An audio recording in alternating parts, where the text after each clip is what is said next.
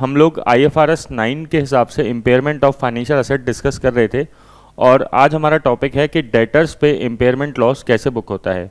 Impairment loss को हम provision for bad डेब्ट या लॉस अलाउंस भी बोल सकते हैं।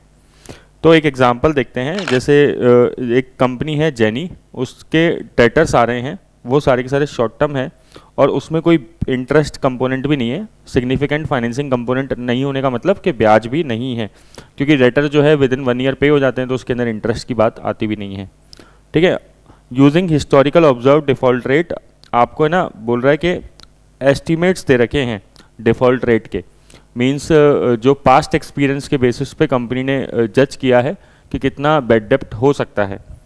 तो इसने बोला है कि नॉट ओवरड्यू जो डेटर्स हैं उस पर 0.5% बैड डेब्ट हो सकते हैं, मतलब जो बकाया नहीं है, जिन्होंने अभी तक पेमेंट टाइम टू टाइम किया है ना, जिसमें कोई इशू नहीं है।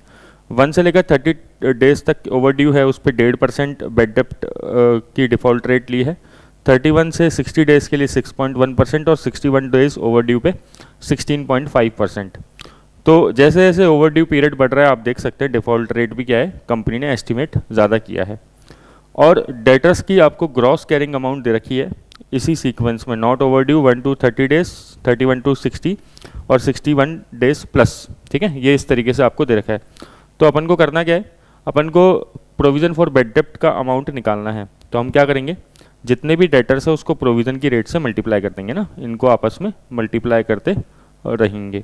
ठीक है, आपको बोल रहा है कि there is a loss allowance brought forward from the previous financial year, पिछले साल का कोई प्रोविजन फॉर बैड डेब्ट का लॉस अलाउंस का बैलेंस भी आ रहा है 0.2 मिलियन का, और अकाउंटिंग ट्रीटमेंट मांग रहा है। तो अपन क्या करेंगे, 10.1 को 0.5% से मल्टीप्लाई कर देंगे। ठीक है, फिर 4.3 को 1.5% से मल्टीप्लाई कर देंगे, फिर 1.6 को 6.1 से, मतलब सिंपल है, सीक्वेंस के अंदर कर रहे हैं अपन, और 1 को 16.5 से। और जब हम कैलकुलेट करेंगे तो इस तरीके से हमारे टोटल जो प्रोविज़न निकलेगा वो 0.3776 मिलियन निकला है। ठीक है, ये मिलियंस में है सारे फिगर, तो 0.3776 या 0.38 मिलियन भी आप कह सकते हो। अब ओपनिंग में आपका प्रोविज़न चल रहा है 0.2 का, क्वेश्चन में दे रखा था अपन को। ठीक है, तो हम करंट ईयर में प्रोविज़न P&L में कितना बनाएंगे, 0.1778, ये ट्रांसफ़र करेंगे। अगर आप एंट्री पूछें तो एंट्री हो जाएगी P&L account debit to loss allowance 0.1778। ठीक है, ऐसे, या 0.18 भी बोल सकते हैं, आपको दिक्कत नहीं है। तो ये एंट्री हो गई। एक चीज़ इंपॉर्टेंट और याद रखनी है कि डेटर्स में हमेशा लाइफ टाइम ECL बनता है, ना कि 12 मंथ ECL। ये स्टैंडर्ड में स्पेसिफिकली मैंशनड है।